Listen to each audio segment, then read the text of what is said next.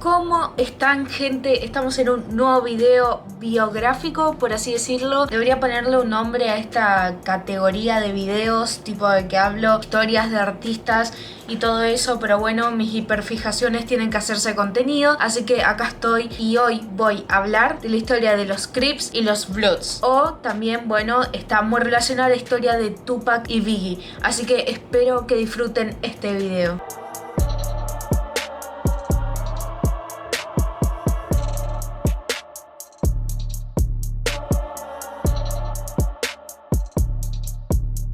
Empecemos hablando de los Crips, que se fundan en 1999. Era la banda más temida y con mayor cantidad de integrantes en la zona. Su zona principal era en Los Ángeles, California, o zona sureste de California. La motivación del grupo de los Crips era unir a todos los jóvenes de color de la zona de los barrios más pobres para enfrentarse a la policía, el racismo y todo a lo que se enfrentaban en esa época, ya que en esa época se había disuelto el movimiento de Panteras Negras, que era un movimiento de gente de color que luchaban contra el racismo y se protegían entre ellos. Entonces, ante la disolución de este grupo, de este movimiento de Panteras Negras, surgen los Crips. Los Crips comerciaban con autos robados y drogas y eran muy temidos, ya que forzaban a las pandillas más pequeñas y con menos integrantes a unirse a ellos, por eso tenían tantos integrantes. Todos los temían, entonces se unían sin chistar. Y acá surgen el enemigo público y jurado de los Crips, los Bloods, que se formó en 1972 por los pequeños bandos de Los Ángeles que se juntaron para cuidarse entre ellos de los Crips, llegando a ser casi tan fuertes como ellos. El 7 de junio de 1972, en una fiesta, un integrante de los Crips se enfrenta a un chico de 17 años que recién se había unido a los Bloods. Era un luchador muy famoso de Compton, pero eso no detuvo a este integrante de los Crips para que lo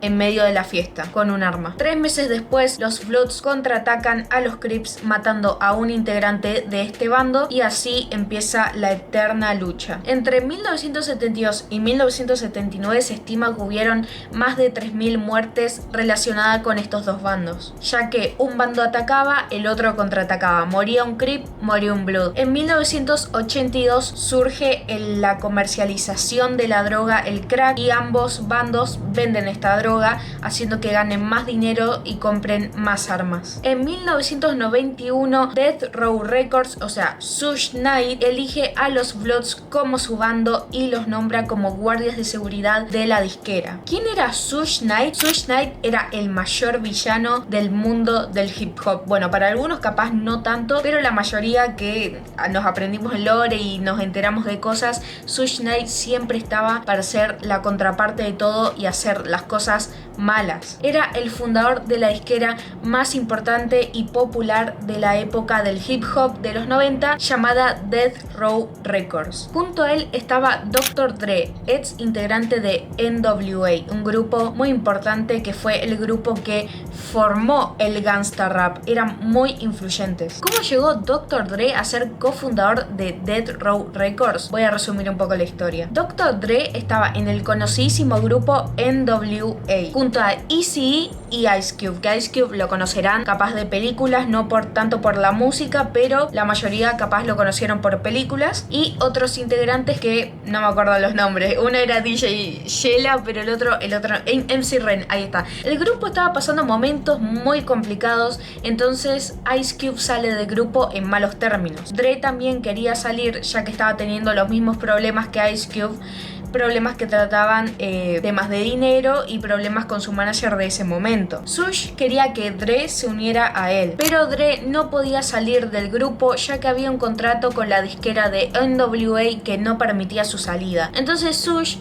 llama a Eazy a su oficina y lo amenaza con hacerle cosas a él y a su familia si no dejaba que Dre saliera del grupo. Entonces Eazy firma un contrato con Suge, liberando a Dre, permitiendo que este se uniera a Death Row como cofundador. Ya con Dre en Death Row Records se une Tupac, siendo un éxito total e ícono para los Bloods que trabajaban para ellos. Y ahora es importante que mencione al siguiente integrante de esta historia, Notorious Big o Biggie o Biggie Smalls. Todavía no era popular, pero ya había empezado su carrera como músico. En 1993 ambos, o sea Tupac y Biggie, estaban en Los Ángeles. Biggie era muy fan de Tupac, así que le pide a un amigo que era dealer que se lo presente. Así que Biggie conoció a Tupac en una fiesta que este hizo en su casa, que era corte de un asado. Era como una barbacoa, como dicen ellos. Y se hicieron inseparables, se hicieron muy amigos y conectaron muy rápido. Tanta era la confianza que Biggie le tenía a Tupac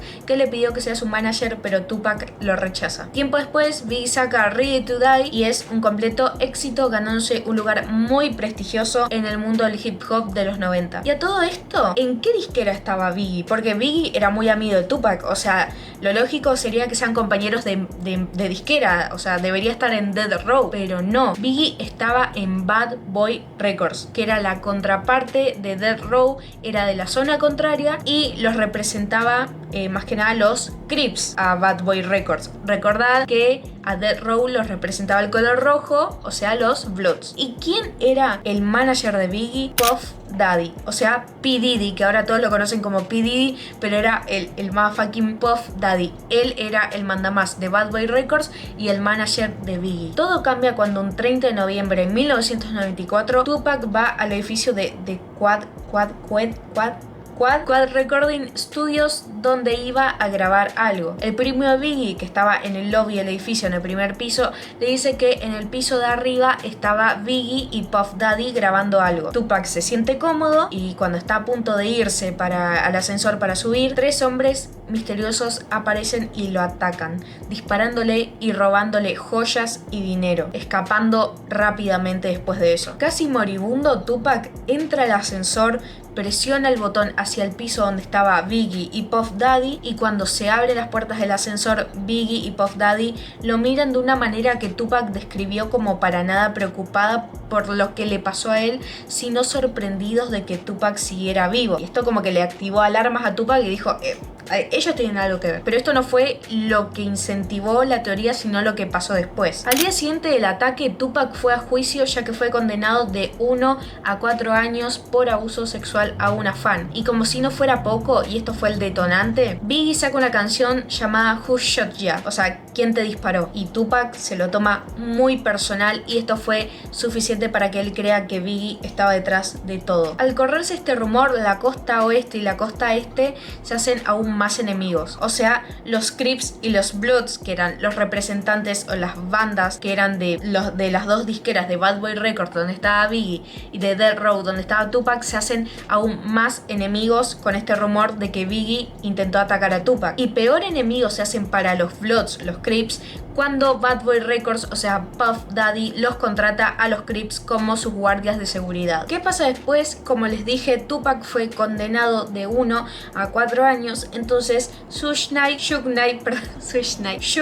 lo visitaba todos los días a la cárcel, y en un momento llegaron a un acuerdo en el que Suge Knight iba a pagar la fianza a cambio de que Tupac haga 3 discos para Death Row Records. En septiembre del 95, Puff Daddy y Suge Knight, o sea los Bloods versus los Crips, se confrontan en una fiesta. Un compañero de Death Row Records muere por una bala de uno de los Crips, y eso hace que la gente de los Bloods, o sea de Death Row Records, golpee a un socio de Puff Daddy. Tupac saca Tattoo of America Most Wanted junto a Snoop, que se había unido a Death Row. Después saca de las mejores tiraderas del mundo, Hit 'Em Up, lleno de amenazas a Biggie y compañía. Uno de los Crips roba un medallón carísimo y con mucho significado de Death Row, y esto va a ser muy importante para lo que voy a decir después. En este momento, aunque Snoop era parte de Death Row, le estaban dando la espalda, ya que había dicho que le caía bien los raperos de Bad Boy Records, o sea Puff Daddy, Biggie, y que grabaría con ellos sin problema, ya que era ajeno a todo el beef que tenía Suge Knight, Tupac contra Biggie y Puff Daddy. Y el problema de esto fue que Tupac y Suge se lo tomaron como traición,